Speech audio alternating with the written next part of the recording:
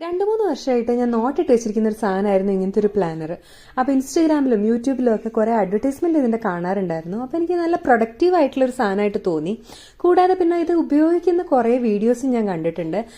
കാര്യങ്ങൾ പ്ലാൻ ചെയ്യുന്നതും സ്കെഡ്യൂൾ ചെയ്യുന്നതും ഗ്രാറ്റിറ്റ്യൂഡ് ജേർണലിങ്ങും അങ്ങനെ കുറേ വീഡിയോസ് കണ്ടിട്ടുണ്ട്. അപ്പോൾ അതൊക്കെ ഇൻസ്പിറേഷനായി എടുത്ത് ഈ 2026 ഇങ്ങനെ ഒരു പ്ലാനർ വാങ്ങിക്കാമെന്ന് ഞാൻ തീരുമാനിച്ചു. കഴിഞ്ഞ വർഷം വാങ്ങിച്ചതാണ്, ഒരു നവംബറൊക്കെ ആയപ്പോൾ ഞാൻ വാങ്ങിച്ചു. ഇപ്പോഴാണ് അൺബോക്സ് ചെയ്യുന്നതെന്ന് മാത്രം.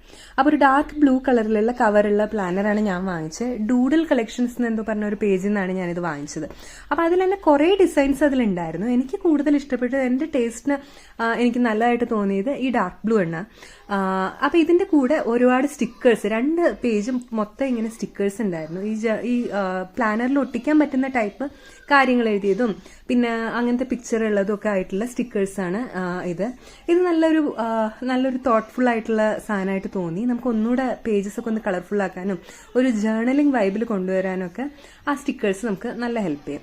പിന്നെ കുറച്ച് പോസ്റ്റേഴ്സ് പോലത്തെ ഇങ്ങനെ കോട്ട്സ് ഒക്കെ എഴുതിയിട്ടുള്ള, ഇൻസ്പിറേഷണൽ ആയിട്ടുള്ള കോട്ട്സ് ഒക്കെ എഴുതിയിട്ടുള്ള കുറച്ച് പേജസും ഉണ്ടായിരുന്നു.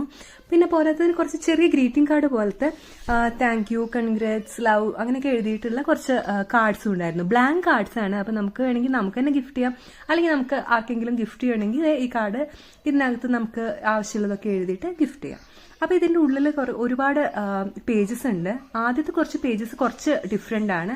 അത് കഴിഞ്ഞിട്ട് പിന്നെ ഓരോ മന്തിനും കുറച്ച് ബ്ലാങ്ക് പേജസ് കൂടെ കൊടുത്തിട്ടുണ്ട്. അപ്പോൾ ആ പേജസ് ഒന്നും ഡേറ്റഡ് അല്ല, അത് കാരണം കുറച്ചുകൂടെ യൂസ്ഫുൾ ആയിരിക്കും. അപ്പം ഇത് എങ്ങനെ യൂസ് ചെയ്യണമെന്ന് എനിക്ക് വലിയ ഐഡിയ ഒന്നുമില്ല. ഇനി ഇത് അയക്കാൻ പിന്നെ കുറച്ച് ചാലഞ്ചസ് അതൊക്കെ ഉണ്ട്. അപ്പം നമുക്ക് പറ്റുന്ന ഓരോന്ന് എടുത്ത് നോക്കാമെന്ന് വിചാരിച്ചു. പിന്നെ ഇതിൻ്റെ പേജസ് ഒക്കെ ആദ്യത്തെ വളരെ കളർഫുൾ പേജസ് ആണ്. ഇടയിൽ കുറച്ച് ഞാൻ പറഞ്ഞ പോലെ നോർമൽ പേജസ് കൂടെ ഉണ്ട്. അപ്പോൾ ഈ movies I want to watch അതെനിക്ക് നല്ല ഇഷ്ടപ്പെട്ട ഒരു എണ്ണമായിരുന്നു. കാരണം ഇൻസ്റ്റയിലൊക്കെ ഞാൻ സേവ് ചെയ്ത് വെക്കാറുണ്ട് ചില മൂവീസൊക്കെ, എനിക്ക് കാണേണ്ട മൂവീസൊക്കെ. അപ്പോൾ അതേ ഓരോ മാസത്തിൻ്റെയും സ്റ്റാർട്ടിങ്ങിൽ ഇതേപോലത്തെ കുറച്ച് പേജസും അത് കഴിഞ്ഞ് അതിന് ഫോളോഡ് ആയിട്ടുള്ള കുറച്ച് ബ്ലാങ്ക് പേജസും ആണ് ഉള്ളത്. പിന്നെ ഒരു മാസത്തിൻ്റെ ഹൈലൈറ്റ് ഒക്കെ നമുക്ക് ഇവിടെ ഫോട്ടോസൊക്കെ ഒട്ടിച്ച് വെക്കണമെങ്കിൽ എന്തെങ്കിലും എഴുതി കൊടുക്കണമെങ്കിൽ ഇവിടെയൊക്കെ എഴുതി കൊടുക്കാം. അപ്പം അങ്ങനെ എല്ലാ മാസത്തെയും ഇങ്ങനെ വേറെ പേജസ് ആയിട്ട് ഇങ്ങനെ വെച്ചിട്ടുണ്ട്.